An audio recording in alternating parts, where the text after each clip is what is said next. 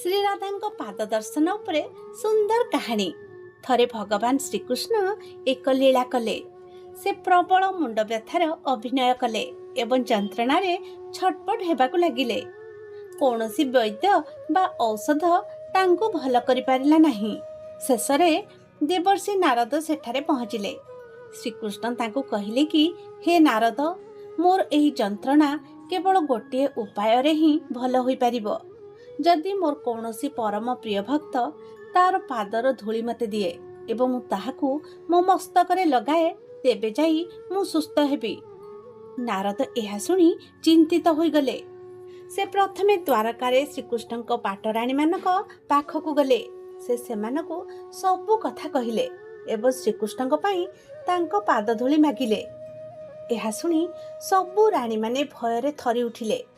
ସେମାନେ ହାତ ଯୋଡ଼ି କହିଲେ କି, ହେ ମୁନିଶ୍ରେଷ୍ଠ, ଏହା ଆପଣ କ'ଣ କହୁଛନ୍ତି? ଆମେ ଆମର ପାଦ ଧୂଳି ଆମ ସ୍ୱାମୀ ସ୍ୱୟଂ ଭଗବାନଙ୍କ ମସ୍ତକରେ ଲଗାଇବୁ? ଏହାଠାରୁ ବଡ଼ ପାପ ଆଉ କିଛି ନାହିଁ। ଏପରି କଲେ ଆମକୁ ଚିରକାଳ ପାଇଁ ନର୍କ ଭୋଗିବାକୁ ପଡ଼ିବ। ଆମେ ଏହି ମହାପାପ କେବେ ବି କରିପାରିବୁ ନାହିଁ। ନାରଦ ନିରାଶ ହୋଇ ସେଠୁ ଫେରିଆସିଲେ। ସେ ଭାବିଲେ ଯେ ଯଦି ରାଣୀମାନେ ମନା କରିଦେଲେ ତେବେ ଆଉ କିଏ ବା ସାହସ କରିବ। ଶେଷରେ ସେ ବୃନ୍ଦାବନରେ ଶ୍ରୀମତୀ ରାଧାରାଣୀଙ୍କ ପାଖରେ ପହଞ୍ଚିଲେ। ସେ ରାଧାଙ୍କୁ କୃଷ୍ଣଙ୍କ ଅସୁସ୍ଥତା ଆଉ ତାଙ୍କ ଉପଚାର ବିଷୟରେ କହିଲେ। କୃଷ୍ଣଙ୍କର କଷ୍ଟ କଥା ଶୁଣିବା ମାତ୍ରେ ଶ୍ରୀରାଧାଙ୍କ ଆଖିରୁ ଲୁହ ଝରିବାକୁ ଲାଗିଲା। ସେ କ୍ଷଣେ ମାତ୍ର ବିଳମ୍ବ ନ କରି ତୁରନ୍ତ ନିଜ ପାଦରୁ ଧୂଳି ସଂଗ୍ରହ କରି ନାରଦଙ୍କୁ ବଢ଼େଇ ଦେଲେ ଆଉ କହିଲେ କି, ମୁନିବର, ଦୟାକରି ଶୀଘ୍ର ଯାଆନ୍ତୁ ଏବଂ ଏହି ଧୂଳିକୁ ମୋ କୃଷ୍ଣଙ୍କ ମସ୍ତକରେ ଲଗେଇ ଦିଅନ୍ତୁ। ତାଙ୍କୁ ଶୀଘ୍ର ଯନ୍ତ୍ରଣାରୁ ମୁକ୍ତ କରନ୍ତୁ।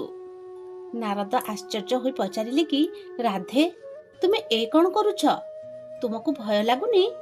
ନିଜ ପାଦ ଧୂଳି ଭଗବାନଙ୍କ ମସ୍ତକରେ ଦେଲେ ତୁମକୁ ମହାପାପ ଲାଗିବ। ତୁମକୁ ନର୍କ ଯିବାକୁ ହେବ। ଶ୍ରୀରାଧା ହସିକି ଉତ୍ତର ଦେଲେ, ହେ ମୁନିବର, ମୋ କୃଷ୍ଣଙ୍କୁ କ୍ଷଣିକ ସୁଖ ଦେବା ପାଇଁ, ତାଙ୍କୁ ଯନ୍ତ୍ରଣାରୁ ମୁକ୍ତ କରିବା ପାଇଁ ଯଦି ମୋତେ ଚିରକାଳ ପାଇଁ କୋଟି କୋଟି ନର୍କରେ ମଧ୍ୟ ରହିବାକୁ ପଡ଼େ, ମୁଁ ତାହା ଆନନ୍ଦରେ ସ୍ୱୀକାର କରିବି।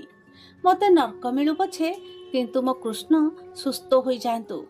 ଏହା ଶୁଣି ନାରଦ ମୁନି ଶ୍ରୀରାଧାଙ୍କର ଏହି ନିଃସ୍ୱାର୍ଥପର ପ୍ରେମ ଆଉ ସମର୍ପଣର ଭାବ ଦେଖି ଧନ୍ୟ ଧନ୍ୟ ହେଲେ। ସେ ବୁଝିଗଲେ ଯେ ଶ୍ରୀରାଧା ହିଁ ଶ୍ରୀକୃଷ୍ଣଙ୍କର ସର୍ବଶ୍ରେଷ୍ଠ ଭକ୍ତ ଆଉ ପ୍ରେମର ସ୍ୱରୂପ। ଏହି କାରଣରୁ ଶ୍ରୀରାଧାଙ୍କ ପାଦପଦ୍ମକୁ ଏତେ ପବିତ୍ର ଓ ମହିମାମୟ ବୋଲି କୁହାଯାଏ। ଭକ୍ତମାନଙ୍କ ପାଇଁ ତାଙ୍କ ପାଦର ଦର୍ଶନ ପାଇବା ଏକ ପରମ ସୌଭାଗ୍ୟ ଅଟେ, ଯାହା ବର୍ଷକରେ କେବଳ ଗୋପାଷ୍ଟମୀ ଏବଂ ରାଧାଷ୍ଟମୀ ଦିନ ହିଁ ମିଳିଥାଏ।